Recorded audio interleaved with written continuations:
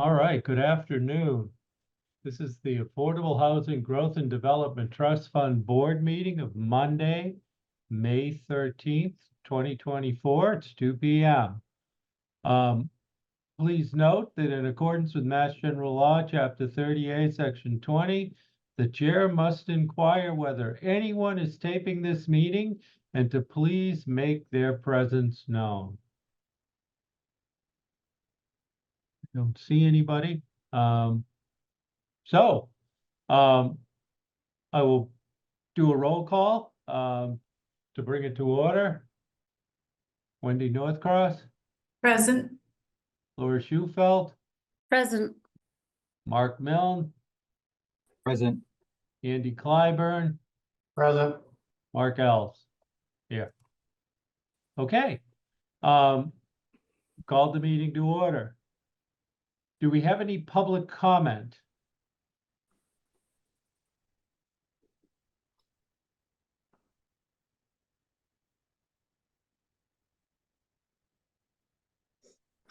Welcome. Elizabeth, do you want to, or I'll look at whose hands up and I'll ask Councilor Lutke to please provide your public comment. Welcome. Okay. Thank you, Mr. Ells. Thank you for the opportunity. I commented last time, and I see a lot of the same faces here. And some of the comments I'll have today will speak to some of the things that were said at the last meeting. I certainly applaud the use of CPA funds for housing. It's one of the documented uses. In fact, we need to spend 10% of it annually on housing. So I applaud that, and I applaud the work of the trust. What I'm a little unsure of is if your kind of policies, procedures are where they need to be. I know that at the end of the last meeting, there was some discussion about, the amount per unit and that kind of thing. I know there's been some fluctuation most recently with Jake Dewey's project, which I see is well underway. And I said last time, I really appreciate that he's got the historic piece to it. He's done a beautiful job with that front property, and he's cleared the back and going to do the new development. So that's really good.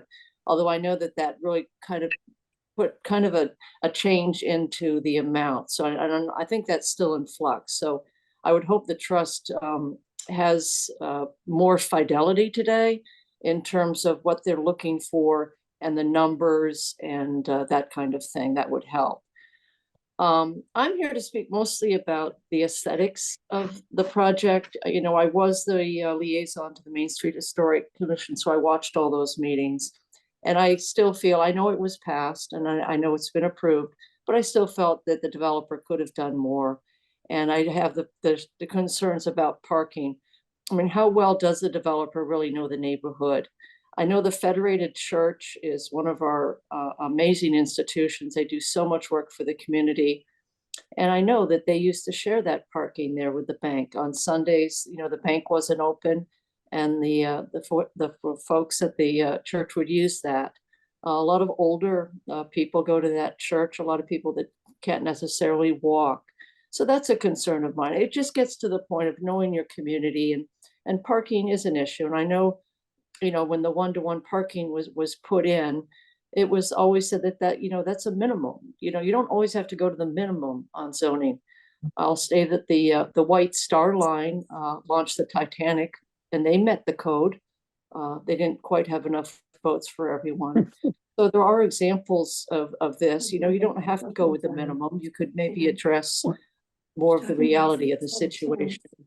And one thing Rob Brennan had said, I had made a comment again about the aesthetics of this, that this building could be anywhere. And he said, well, no, it couldn't be anywhere.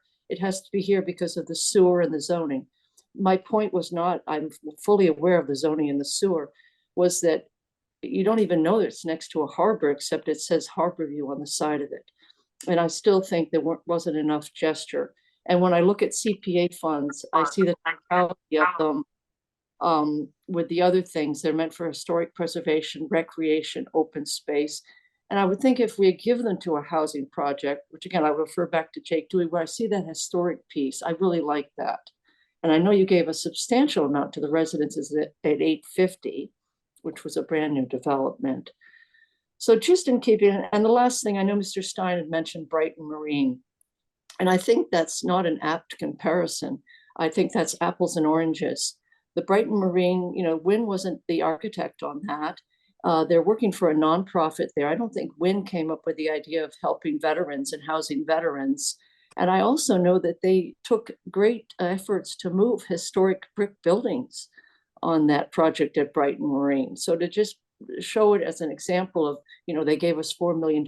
I can't remember the figure, something like 4 million. Yeah, the cost sharing. I understand you need that to show that, but my goodness, I hope that we have our processes in place and that we have a high standard, especially moving forward for our Main Street. And I'll just leave it there. I mean, again, I trust that the trust will serve us right as a community and hold to high standards. Thank you, Mr. Ross, for the opportunity.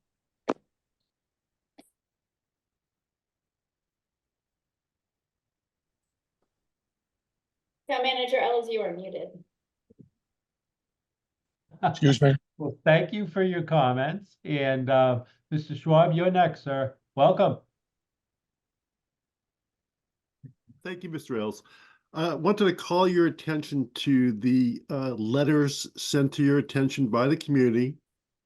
They were 99% against funding this product. There simply is not community support for undermining efforts to preserve the historic nature of downtown Hyannis. So I understand that, we need affordable housing, but there's no reason why a company as successful as Wynn can't work around the old trust company. Why can't we have the old trust company? If they want $2 million, if their finances are so shaky that they have to take money from our affordable housing trust, then they should sell us the old bank for $2 million and we can raise money to restore it ourselves. I don't see why Wynn should be the recipient of our tax dollars in this case. Thank you very much for the opportunity to speak, Mr. Ellis. Thank you. Do we have any additional public comment? Yes, I have a comment. My name's Stuart Bornstein. Yes, you able- sir, Mr. Bornstein. I have a question. Here they're asking for $2 million. And what you're going to do is make a project in downtown of affordable housing.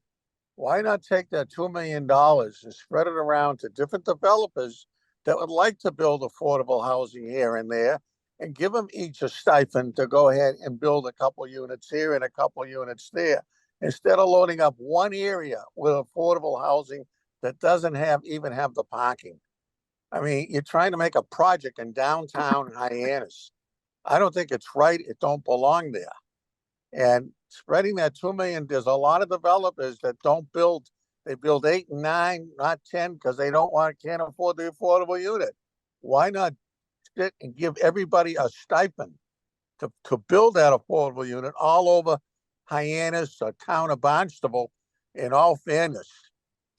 And that way everybody gets a piece of the pie rather than one developer gets it all. And again, you load up one area with all these affordable area housing instead of spreading it around. I mean, they're getting tax credits, they're getting this. I mean, I just don't think it's the right thing to do. There's a lot of developers in town that would like to build some affordable housing. But what happens is you leave that responsibility on the shoulders of the developer. He ends up adding the cost of that onto the market rentals. Somebody's got to pay for it. But why not spread it around? There's enough people that will take a piece of it. I mean, whatever you're paying them per unit, give that allowance towards an affordable unit that somebody will build in the town. And again, I reiterate, you don't have the parking. You just don't have the parking down there for it. And I really think we ought to rethink about giving anybody $2 million in one lump. There's got to be 50 developers. There's 20 developments in town that could use that and lower the cost of the market housing so that the burden isn't on the market rentals. And I just think it's a fair thing to do. Thank you. Thank you, sir. Next is Hector Gunther, please. Leave it up. Yeah, can you hear me? Yes, Mark? we can. Yeah. Yes, sir.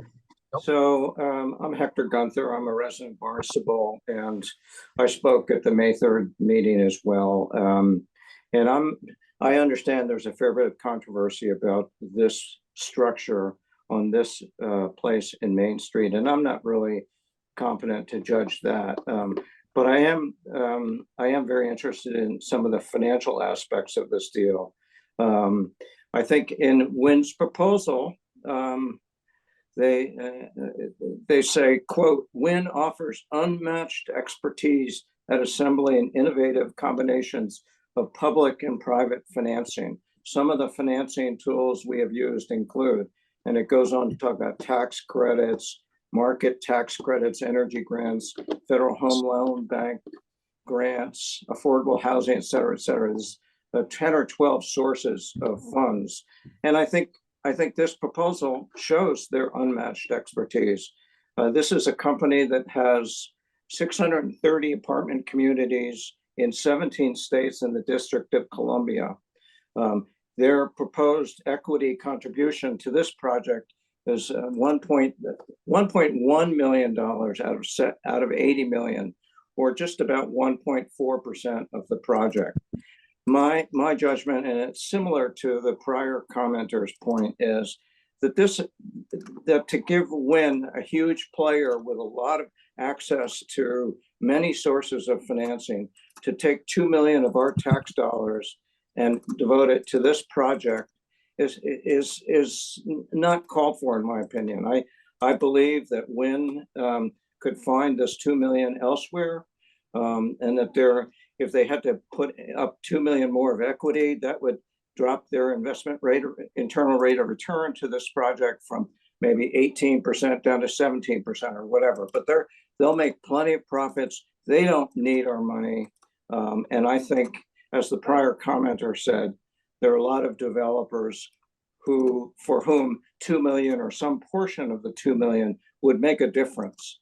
And again, I think that affordable housing and workforce housing in our community is a strong need, a very strong need. But this is not the way to spend our tax dollars subsidizing a huge player like this.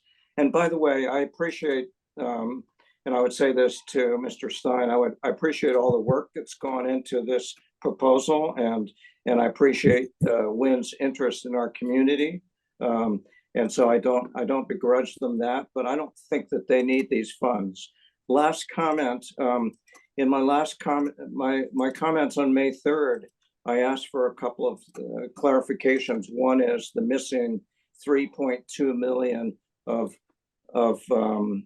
sources of funds, and I'd like to see a revised explication of sources and uses. And I, in fact, would like to see a more detailed explanation of the sources and uses. What they've provided in the proposal is very summary, very overview, and I think it would help the trust make its decision if they had a better sense of where the funding, most of which is not committed yet, but where the funding for this proposed project is slated to come from. So those are my comments. Thank you, Mark. Yes, sir. Thank you. We appreciate it. I see another hand up, identified as Chris. Please, Chris. Can you hear me? Yes, we can. Okay. This is Chris Kuhn calling. I live in Centerville, and I'm very, very familiar with this area around Hyannis, having been a longtime property owner in this area. I'm not a property owner there currently, though. I am completely taken aback by the fact that there's been really no regard from the developer or their counsel to explain how they're going to resolve the parking.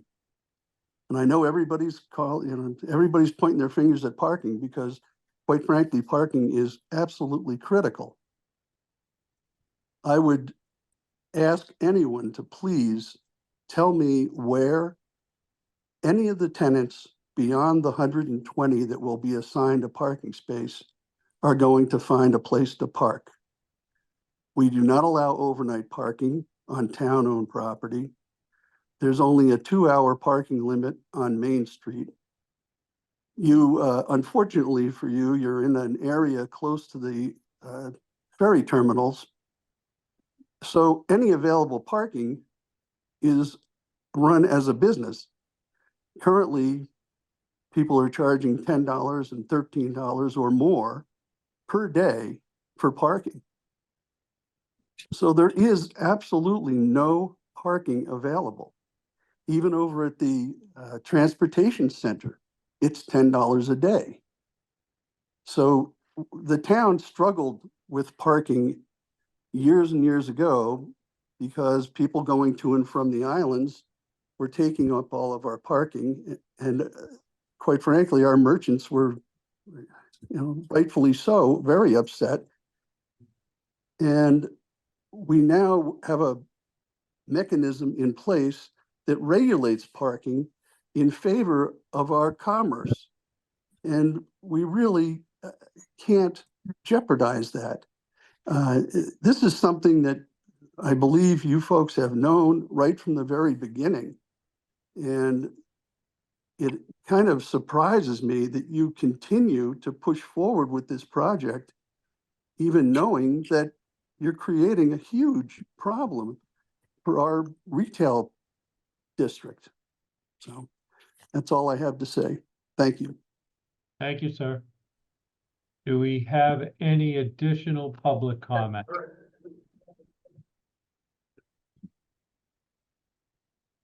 Not at this time. I'll wait. May I have one more time at the thing, do Bornstein again, if I may? You know, the developer takes a development fee for developing this. It's between 10 and 20%, right at the top. And that could be $8 to $15 million. Takes his profit out front. And they made a big deal of giving us $250,000 for sidewalks. Yet they come back and want to take $2 million on top of the development fee they're going to make. And I mean, usually the developer gets into one of these things, you put 20 or 30% down of your own money, minimum. I mean, this is a free ride. And it just isn't right for the taxpayers to fund it. And again, you supposedly have 120 car parking underneath, but I don't think you could park 70 cars in there, realistically. Believe me, take a look at the demographics of trying to get a car in there. I mean, it's a nice project. I think it'd be better with 70 cars than 120 spaces. I mean, they only bought it for $5 million. They got town sewer. They got all the utilities there. So, I mean, no matter what they do, they're going to make money on it. They already bought it. Whether they get the $2 million or not, they're going to build it. There's enough money in this thing, but just the development fee up top, it ain't going to make a bit of difference. And that's the real truth of the matter. I like to see it built. I don't care if it's 7 stories. You just don't have the parking for it. And it's something that's going to come down and bite us over and over and over again, unless we really address this issue. What he's got for parking is too tight. You got 8 feet wide. You got this shrunk by 2 feet. I mean, well, I said enough. You got the gist of it. Thank you. Thank you, Mr. Bornstein. Any other public comment? Okay, seeing none. Elizabeth, did I miss anything? I do not see any other hands up, sir, but. Thank you. One last chance. I have a couple of screens going. Oh, I see Counselor Ludke. Oh, yes, Councilor Lucky, please. Yes, I just wanted to say one more thing since Stewie Bornstein said something. He has a great example there of his apartment development that he worked entirely within the footprint of what he had with the Cape Cod Times. And I think he did a beautiful job with that. And it's a shame, again, that Wynn couldn't have worked with partners like Mr. Bornstein and with the town of Barnstable. We all have, I would call it cattywampus plots there that are very hard to work with. I know it was brought before the town council to divest of that strange parcel, and we said, no, let's not do that quite yet. But, you know, again, a more creative, a more community-driven solution could have been applied here. Thank you. Thank you. Any further comment? Seeing none, I'll close. There are public- actually, What, I'm sorry? Turkelson, Counselor Oh, Turkelson. sorry, Counselor Turkelson. Thank you very much. You know, I tried to do a little bit of research into the other two projects that Wynn had used as examples where they received community funding. And I don't know, I know in the Brighton project, they had a $4 million transfer of funds from the community. I don't know how big Brighton's funding is, but it seems to me that taking half of a total fund that the town has for affordable housing and bringing it to one project seems excessive to me. I don't know many households to the left and right of me that would have 50% of their savings to be able to spend on anything. So it just doesn't seem to make fiscal sense to me on that intuitive level. So thank you. Thank you. All right, one more time. Do we have any other public comment? Okay, thank you all. We greatly appreciate you coming out and making your comment. That closes public comment. And at this time, I'll move into topics for discussion. First item is a continued review development activity application by the Wynn companies. Harborview 307 Main Street, Hyannis, request for development funds for affordable units within proposed new construction at 307 Main Street, Hyannis. Now, for the sake of all those watching, and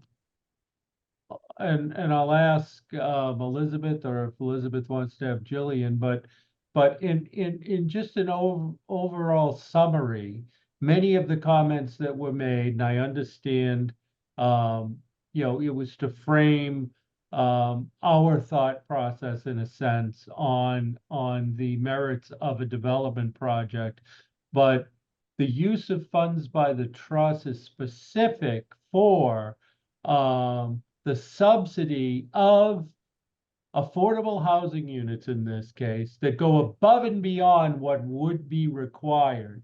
So Elizabeth, can you just summarize that just succinctly? Because I think that's a very important point as we move forward with this consideration. Thank you, Town Manager Ells. I will try my best to be articulate on the spot. But the Affordable Housing Growth and Development Trust Fund was formed under state legislation. Many communities in Massachusetts have such trusts in order to fund the protection, preservation, and production of affordable housing within a community. So our Affordable Housing Trust is largely funded through Community Preservation Act funds. And there are three uses of approved uses of Community Preservation Act funds in a community. They are open space and recreation, historic preservation, and the third is for the production of affordable housing. So units that are funded through the Community Preservation Act have to be permanently deed restricted affordable at 100% if they are community units, or 80% or less if they are affordable housing units.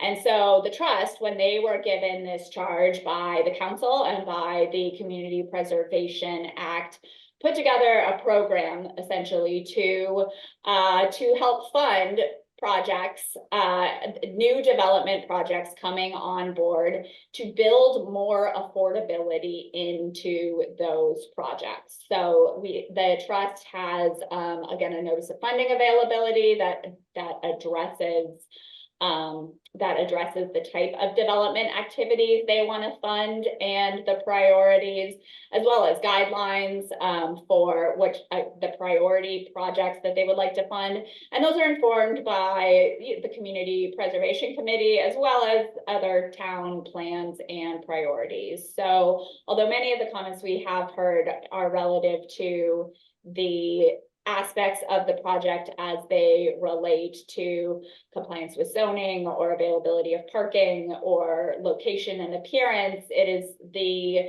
charge of this board to focus on the affordable housing component and how it complies with the priorities that the trust has set, which are namely, again, providing more affordable or more deeply affordable units within projects, and thinking about how they meet the identified housing needs in our community. Thank Is that you. helpful, Town Manager? It is. Thank you for that summary. I just want to, make sure that I know trust members are aware of that, but I just want to make sure more generally that everybody's aware of what this particular trust fund board is tasked with. Back to the topics. Continued review. Who is speaking from this? Is it Jillian? I'll recognize you first, but certainly if there's a representative of the proponent, please have them proceed, or please let them know. I would defer to Rob Brennan because he was going to, I think, set some other points, and I think you have additional presentation piece. Okay, Mr. Brennan, please. Thank you. And thank you, Mr. Ells, and thank you, Elizabeth, for that clarification. I hope that that's helpful for some of the folks that are on here. I know a lot of comments that were repeated from last time. And, a lot of comments regarding, issues that we and Win and the town and all the folks that are on, have worked through in the past. And that goes, for historic review and in Win through a series of continued hearings. Win responded to every single request from the Hyannis Main Street Historic District with regard to elevations and materials and balcony appearances and requests for more brick, requests for even more brick, and won the approval of the historic district as compliant with the historic district regulations. So that is a fact, and it's a fact that's behind us in this project. Secondly, with regard to the zoning, Win complies entirely with zoning, including the parking requirement. That also is established. I hear the comments being made about accommodating 2 vehicles per home, 4 F-150s, minivans. That is a very unique perspective, and I think it's a perspective of those folks that are not living in rental apartments, that are not being shut out by the lack of affordable housing units. Can I interrupt Barnstable. for a second? I apologize. And I think it's important to understand that what we're talking about here is a real project being developed by an experienced developer who knows the market and who also understands that so many of the folks that are seeking and are currently shut out from affordable housing don't have the luxury of having 2 cars. Oftentimes don't have the luxury of having a single car. These are folks that are attracted to live in downtown Hyannis because they're working in downtown Hyannis, and they're availing themselves of the fantastic regional transit authority that we have. No one is going to be forcing anyone to live in these homes, but these newly created units are going to meet an important and currently unmet need, and they do fully comply with the zoning, including the parking requirements. We've also heard talk about, well, they should have, just preserve this. Well, this building was on the market. It was on the market for many years, and I don't see anyone who's commenting that stepped up. Excuse me, Mr. Brown, excuse me. Yeah. You don't have to convince the board of the need or the merits. I think, then that's why I asked Elizabeth Jenkins to frame the eligibility discussion and when you come in. Thank you. No, there's I appreciate that. And again, Yeah. I did want to acknowledge and respond to those comments, but I think getting to the heart of this, which is the trust funds and WIN's use of those trust funds. And we again appreciate the feedback we got at the last meeting. And we went back and I'll turn this over to Adam Stein to show some revised calculations and revised unit counts. It has remained and remains the goal of wind development in this project in meeting that unmet need and securing for Barnstable affordable units in perpetuity in return for the funding that is going to also unlock funding at the state level. I think as Elizabeth mentioned, these funds are predicate funds under the state programs for creating affordable housing, and they're leveraging the investment that's being made by Barnstable in securing these units and meeting the unmet need. So with that, I'll turn it over to Adam Stein from WIN that can step you through some new numbers that we'd like to put in front of folks. Thanks, Rob. And good afternoon, everyone. Thanks for continuing this today and hearing the process. I don't have a slide to present, so I thought I could just talk through it. And I think we circulated something in writing prior to the meeting for the board to look at. What we had talked about last time. And point of order, the board did not receive anything from the proponent. Okay. All right. Thanks for clarifying that. So we had proposed last time when we had our meeting, we had a $2 million request of affordable housing trust funds. And the discussion revolved around the number of units to be held in perpetuity. 12 units of the 120 are under the 10% requirement for inclusionary zoning. What we talked about last time were those 12 units would be set aside in perpetuity. We proposed at 60% AMI, which is reduced from the 65% AMI requirement under the inclusionary zoning. We also assigned a value to those 12 units. A value meaning as a per unit value of the $2 million request. What we're proposing today is to keep the 12 units separate as the sort of concerns from the board of using those in some sort of buy down. So keep those 12 units aside. That's a requirement of the project. We still want to reduce that from 65 to 60% AMI. And then the $2 million, we wanted to look at the revised recommendations of the board on the revised per unit cost limit of $150,000. I know it's not finalized, but my understanding is that that's what was discussed. So if you take the $2 million and you divide that by $150,000 per unit, that ends up in 13 units.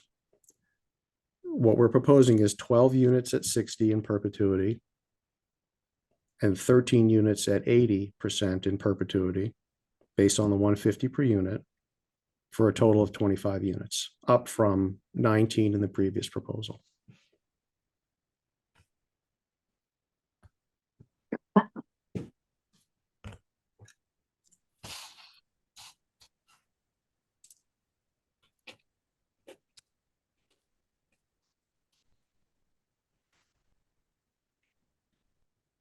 Any further discussion or presentation at this time from the proponent?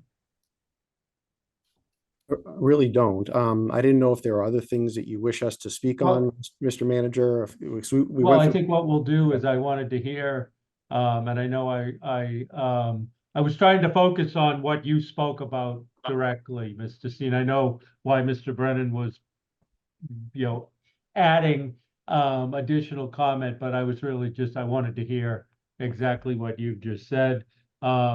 At this time, and we can certainly come back to you and your team.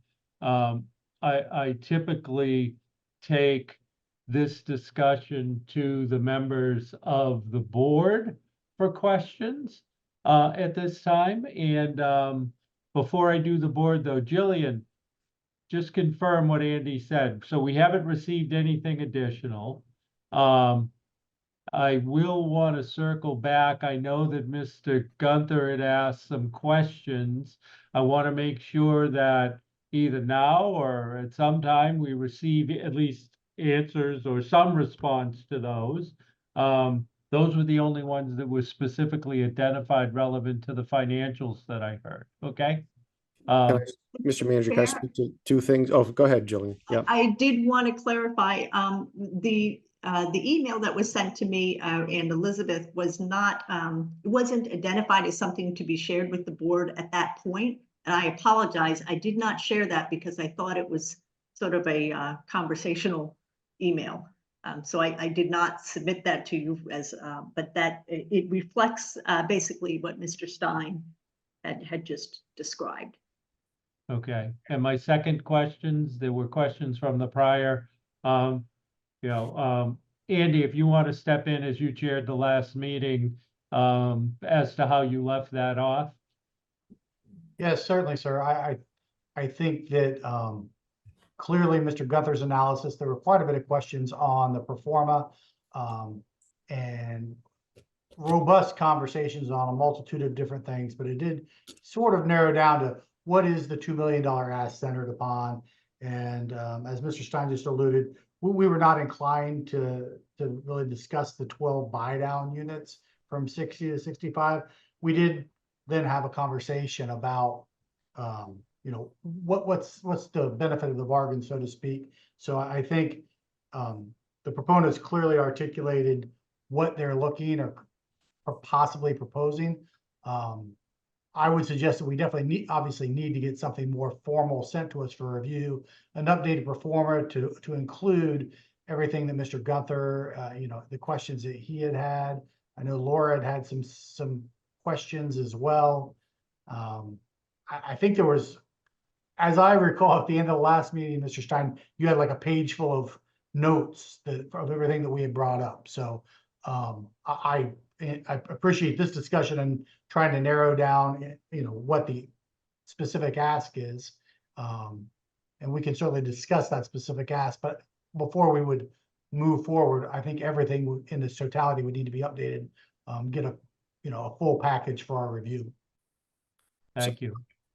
And I'm happy to do that. I guess what I'm looking for is, and you've said it today, who am I answering to in terms of Mr. Gunter or the board? I don't really know who Mr. Gunter is, no offense, but I just want to make sure that the board is asking me for information that I will provide. I'll provide anything the board asks me to provide. And I'm happy to provide an updated sources and uses that corrects the missing resources. I will make a note that there was a request about some financial statements. The application doesn't require private developers. I'm just making a note to provide the uploaded financial statements. So we never uploaded them. So it wasn't that we didn't do or didn't respond to, it was never part of the application. So I just want to be cautious of who's asking, and we'll do, and we always will do the right thing in terms of what you need from us. Yeah, absolutely. And my intent wasn't to imply otherwise. It was just to understand where we are on questions. Certainly the questions will come from the board, but be summarized by Jillian. And then I would expect that she's the conduit through which you would submit, and she will distribute to the board. Okay. And then we would share more broadly. And they will be, and again, coming back to what what I asked Elizabeth Jenkins to do in the beginning, that is what we're focused on. We're not focused on, you know, the site plan aspects of this. We're focused on the role, in this case, this board, on the role of the trust fund, relevant to affordable housing units. So, all right, so you've heard the update that we've just received. And thank you, Assistant Town Manager, for you know, sharing what you've said, which I concur with. But I'll open it up to board members at this point. Do we have any questions of the proponent from any board members? Laura? Yeah, I guess I just want to reiterate that the new package or an updated application, or at least the financials for the application include the pro forma that balances, and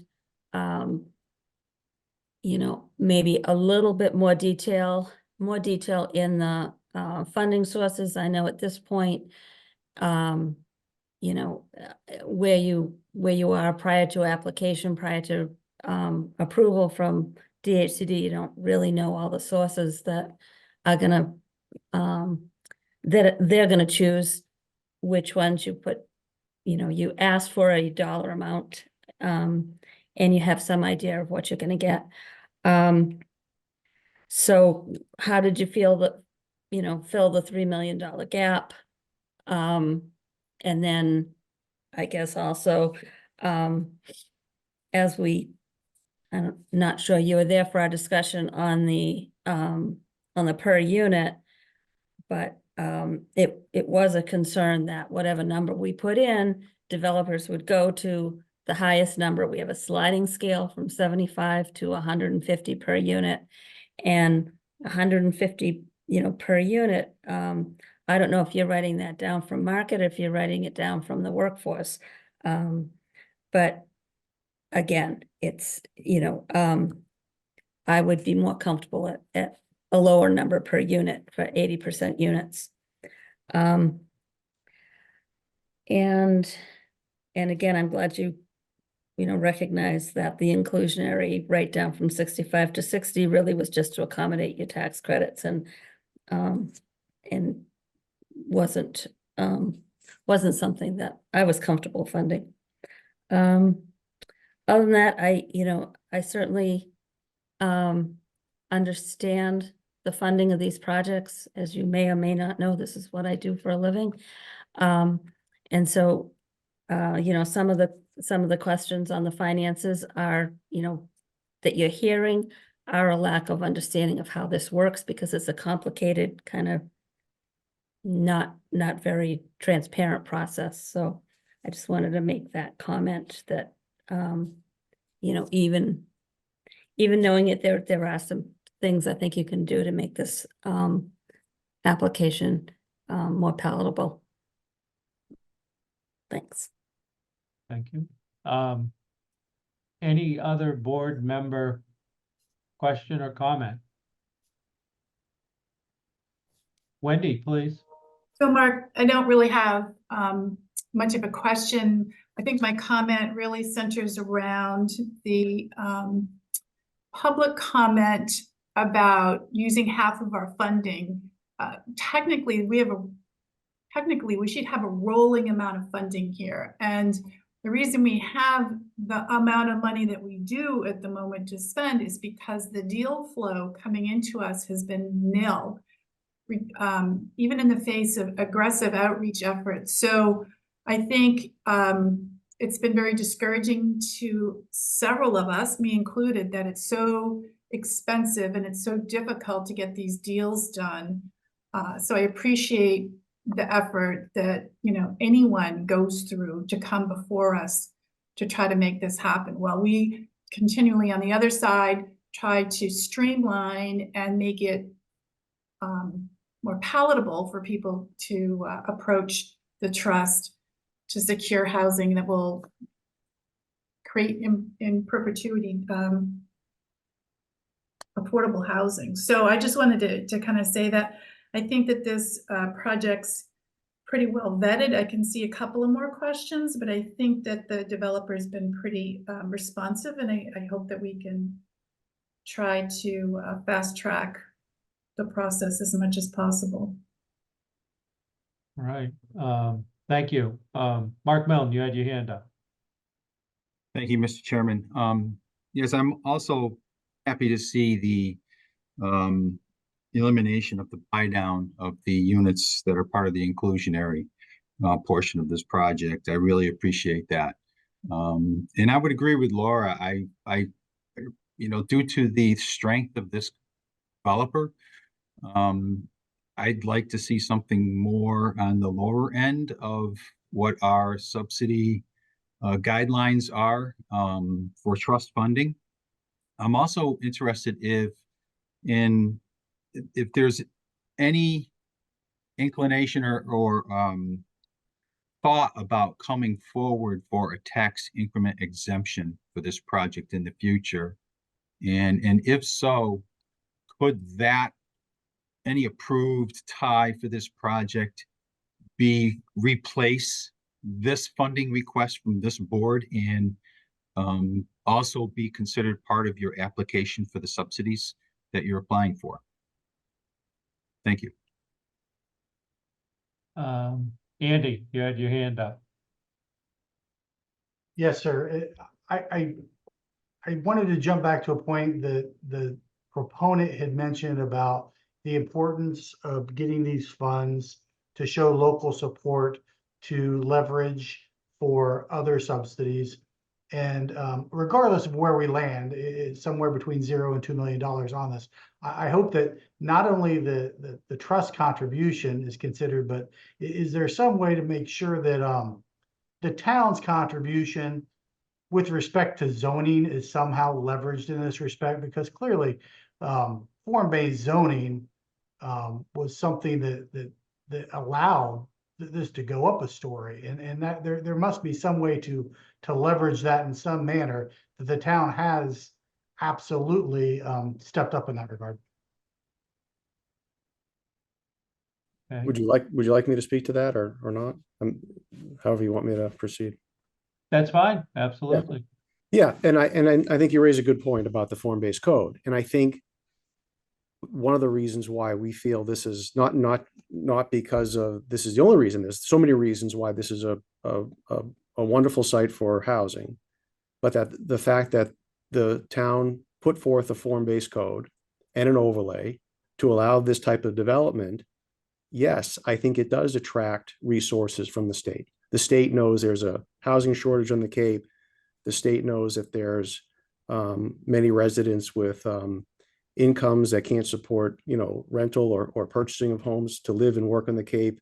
The state knows there's a shortage of, restaurants workers and everything like that in the downtown district that really needs this. So yeah, I think the form-based code is definitely a formula for our application. We will highlight that as part of our application. But I do think there's also, and I don't want to sound like a broken record, but there's also a monetary component that they're looking for. They're looking for a match. And if you were to speak to the head of HLC, or if you were to speak to the head of Mass Housing and ask them these questions, they'll say, yes, we really require municipal funding in order to make these deals move forward. They want to see that not just that there's a form-based code or a zoning component in place, but that there's dollars committed to the project. And it's dollars to the project. It's not dollars to win. It's dollars to the project. And I think that's the key here. And again, I describe this as a competition for scarce resources. There's a competition for the best type of projects. And it's our job to kind of put that whole package together with the support of the town, as you've been throughout the process, to come up with the best package and the best application to the state as we can come up with. So. Thank you. Laura, please. Yeah, thanks. Thanks, Mr. Ellis. I did want to say, and I had forgotten earlier to also say that this project represents housing for the workforce that for the restaurants, for the workers in the town. It reaches down to lower levels and it reaches up to higher earning. And I have to, say that it's refreshing to see that we have that this is a project that will truly be affordable. Thanks. Elizabeth Jenkins, please.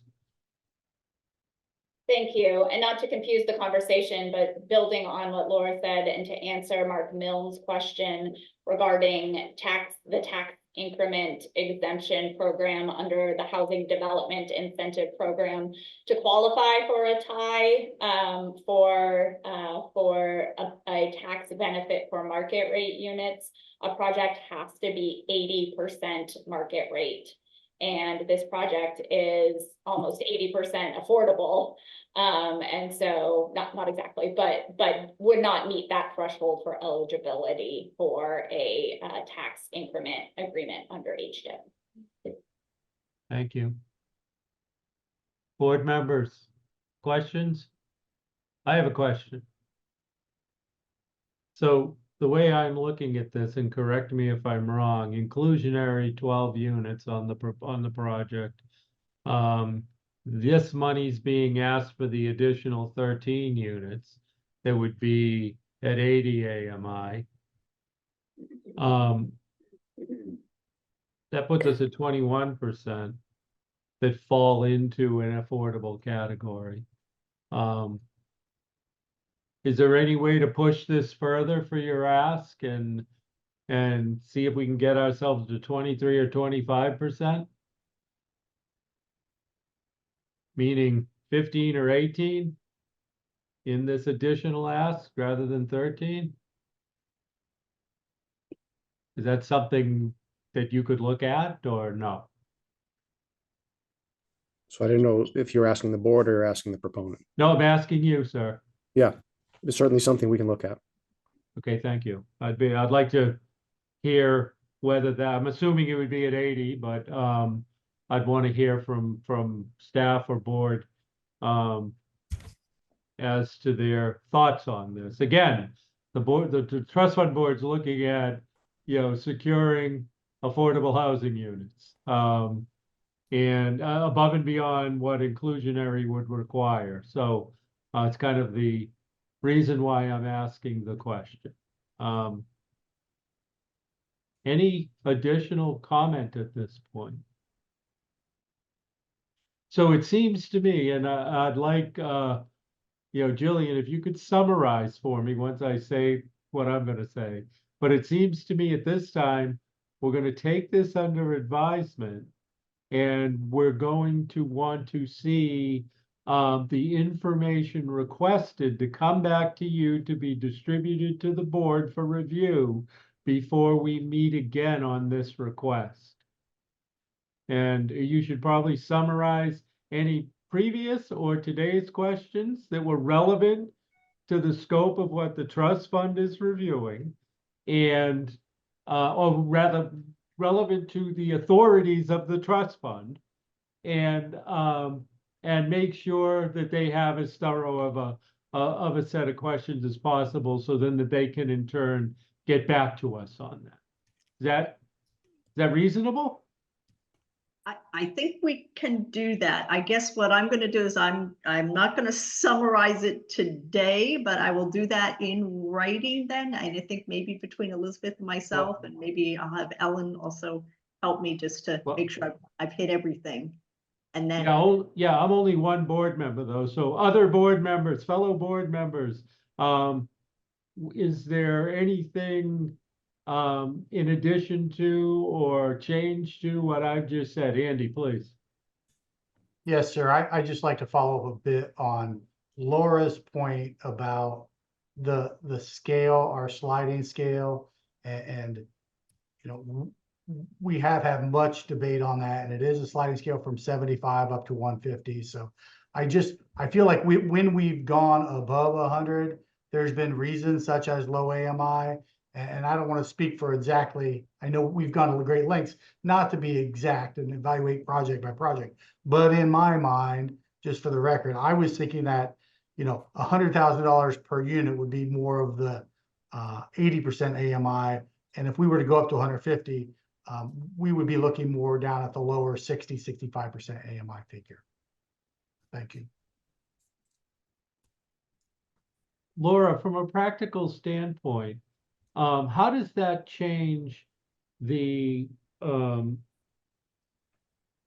market? Meaning, who can access at 65 versus who can access at 80? Is it always better to have the lower number, the lower AMI? I mean, in my mind, it's always better to have a range so that you can hit a variety of people, especially in a project this size. So let's see if I probably don't have what I need right in front of me. 60% for 2 people is roughly $55,000 would be the limit. For 2 people at 80%, it would be 74. So that's a big jump. It's almost $20,000 between. So, and for one person, it's 48,000 for 60% and 64,000 for 80%. And you're talking about income, not rent. Income. And those Yeah. would be who would be eligible. Who would be eligible, right? Thank you. I knew that, but thank you, Andy, for clarifying that. Yeah. I Yeah, just should want to make clarify it. sure if we see these sorts of, whether, into the 20 percentile sort of opportunity total, that we address as broad a range of affordable need as we can. That's all. Right, and then the workforce could go up to 120. Our market probably will limit it to 80 to 100, based on the projects that have been around. And for 2 people, 100% is about 99,000. Okay. All right. Any further discussion at this point? Okay, Jillian, I would ask that you can summarize this for us and certainly get it to the proponent, and please ask the proponent the time frame to provide, adequate response. Therefore, the next time we come together, we will have had it in advance, so hopefully we can make a decision relevant to their request, if that's possible. And if I might, are we thinking June 7th? That would be our next scheduled meeting, so that our goal.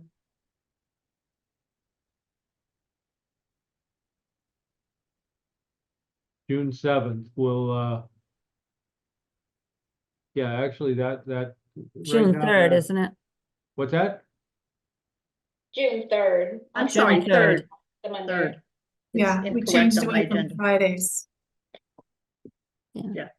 Yeah, that was more once we get into the summer months. That was a attempt on my part to make sure that, at least I maintain consistent attendance. So whether it's the 7th or if the 7th gives us more time, that is certainly something I can accommodate. If that's Yeah, needed. I'm I'm not sorry, available. Wendy, please. I'm sorry. No, I think at the last meeting, we looked at a series of new meeting dates, and the 7th of June, I am not available. Just saying. Okay.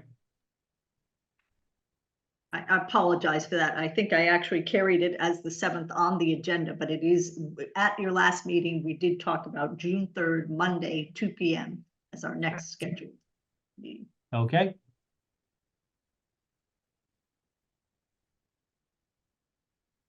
Any further discuss? Yes, sir, Andy. So should your question about date be directed to the proponent?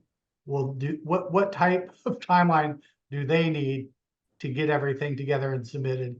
I don't want to schedule a meeting for in 2 weeks if that's not feasible. Well, we're happy to get you that information. But we had a short week this week because we had a meeting Monday, and then I didn't realize that there was another meeting today. So, but if there's a meeting on the 3rd, That gives us plenty of time to get you the information by the end of this week. Tell me when you need it by, and we'll get it to you.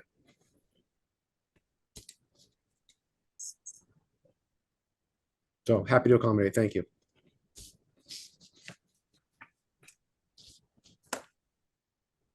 So we're, Mr. Chair, yes, please, Laura. I would like to have it at least a week in advance. That's what I was I was looking at the calendar for the Oh, same. okay, sorry. No, that's fine. Good, thank you. We're thinking the same way, at least a week in advance. That would be great. Okay. So with the holiday, the 24th, the Friday, the 24th is probably the latest. Thank you. All right. Can you make that information public so we can have a look?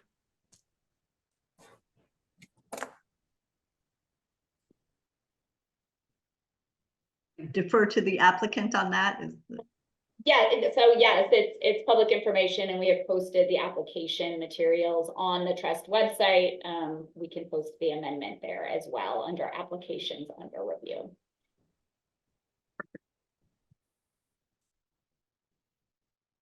Okay, further discussion.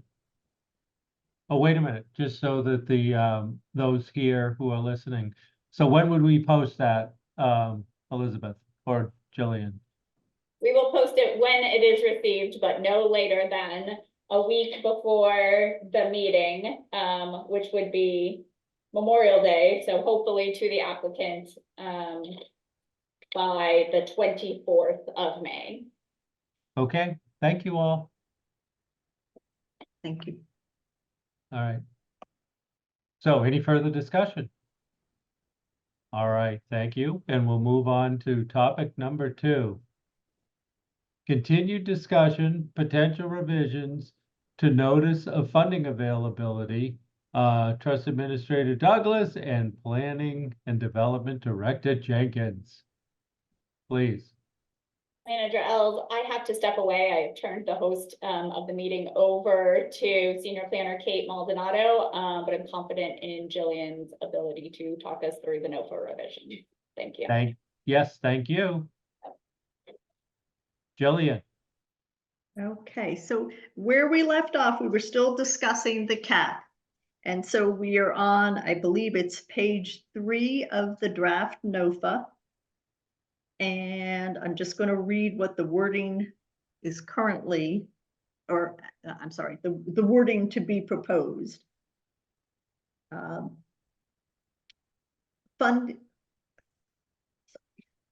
Bear with me. So the full sentence, it's a long sentence. It says it's under the affordable housing funding per affordable unit will be initially considered at $75,000, of course, per unit. The specific amount to be awarded will depend on the trust's evaluation of the particular aspects of each project as they relate to the established priorities and criteria referenced in this document and the trust's evaluation instrument and point allocation system. That is the wording in your current NOFA. This is the added wording. Point allocation is at the discretion of the trust board. Projects that show the greatest adherence to the criteria may be eligible for funding of up to $150,000 per unit. Projects which score additional bonus points for their context and approach to meeting local priorities may be eligible to receive additional funding per unit.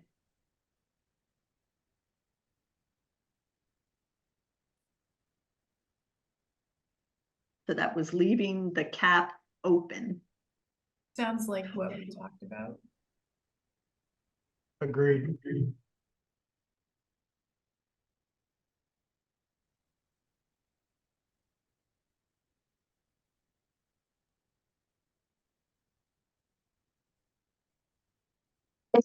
If I may, if it's helpful to share screen, I believe that Elizabeth just provided me with materials. If anyone would like to see it on the screen, let me know and I can assist as such.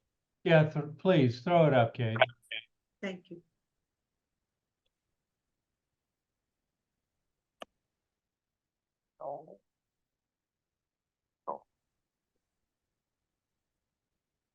Please direct me in the right area. Is this what you were just reading off, Jillian? It's about Yeah, midway page through the, 3 of that. Okay, yeah.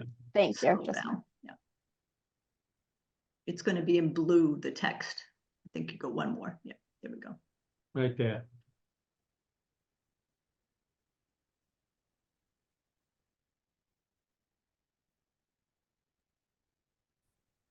I think, Mr. Chair, I think that It's the purple. the rest of this conversation was the maximum funding per project at $2 million. That was, part of. And that's further down a little lower, sorry. Yeah, There. right there. Yeah. So the cap as is being proposed at a cap per project of 2 million. Currently, that is 1 million is your current cap.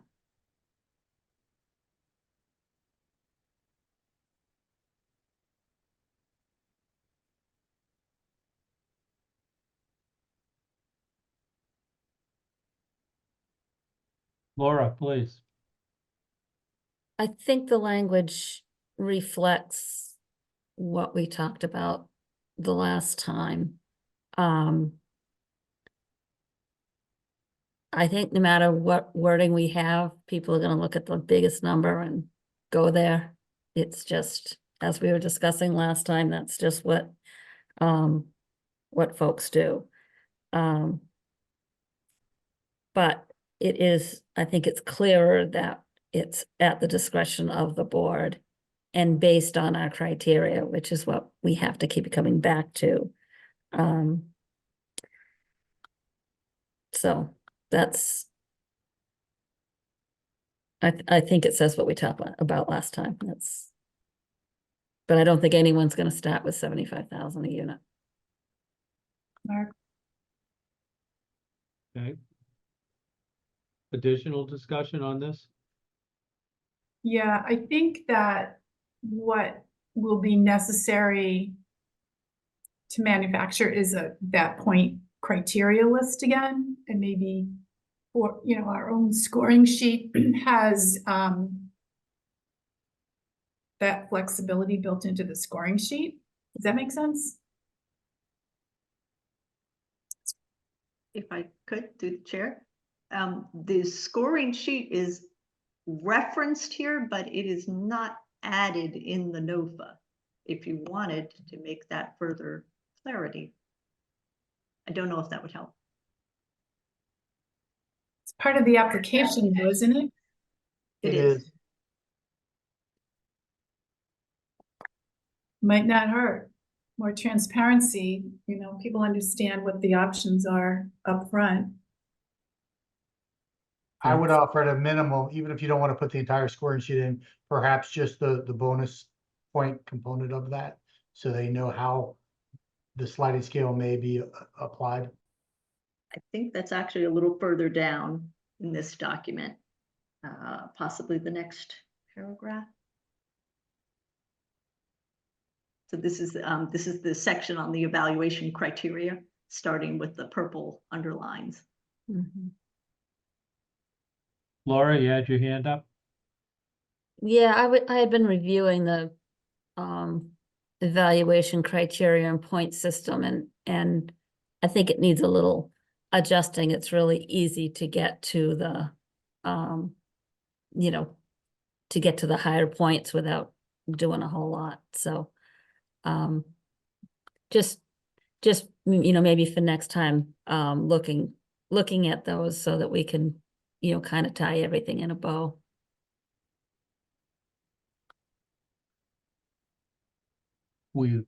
Okay, so we will do that, and then we will bring that back. Yeah. In its entirety to review. Well, I Okay, think you could. Go ahead. I'm sorry, I don't know if you can see me. I think we could update the NOFA, agree on the NOFA, and then ask for a scoring sheet that's. If I could, if you were talking about amending your evaluation form, that does take quite a bit of, I mean, we would need to delve into that a little bit more deeply. I think the NOFA was intended to be the guide. The evaluation criteria is listed both in the application and here in the NOFA. The point system, if you were going to be changing that, would have to take that gets a little tricky in terms of how you score or weight. I think agree. If we're gonna bring up the evaluation criteria, I think it may be a very good idea to do that for one, but I feel like that's a more robust discussion deliberation, and it's not applicable to the applications that we currently have before us. Right.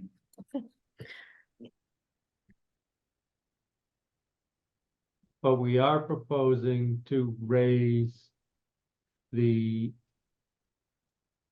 total dollar amount. And we are proposing that we're gonna use the existing criteria to make decisions relevant to increasing to that total dollar amount above a base amount request. So I guess I'm concerned not having the criteria established to do that. Laura? I think we have the criteria. I just think the point system is a little needed some work, but I think I know we have the criteria. These are the criteria that we have all agreed on. I don't think we need to change that. Okay. Then any further discussion? Andy? Sir, I would offer up that the criterion point based, perhaps we should have that plugged in for a periodic review. Like just a standing, whether that's an annual review or something along those lines. Because I agree with Laura that the way it's set up now, it is fairly easy to get to maximum bonus points. I hate to have discussions like that based on a project. I prefer that the policy discussion be independent and on a recurring basis. I agree. Yeah, well, I agree. Okay. So where are we relevant to the modifications to the NOFA?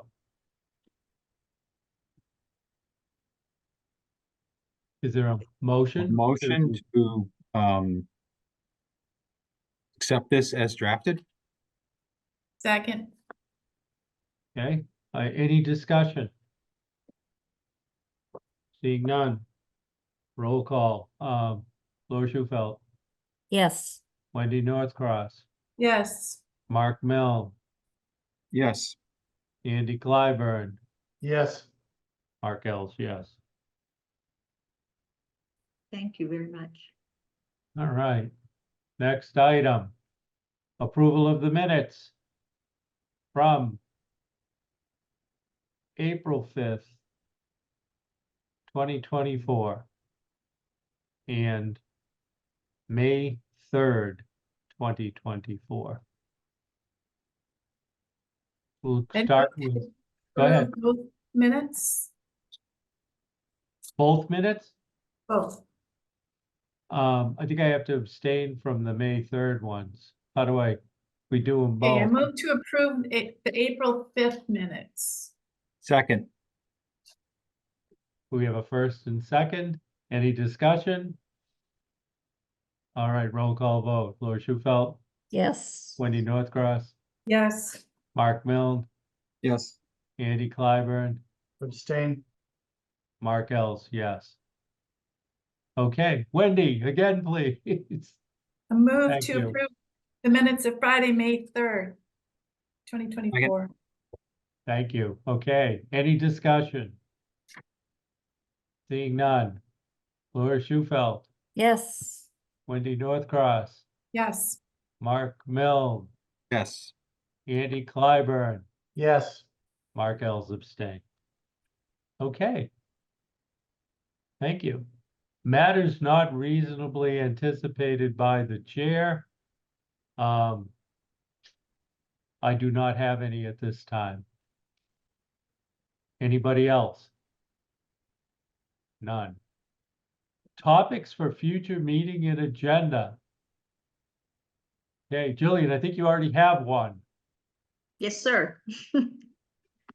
Have a Okay. couple here, so. Yes, well, we have certainly the proponent returning, but then we also have a The NOFA. review of the scoring in the criteria for the NOFA.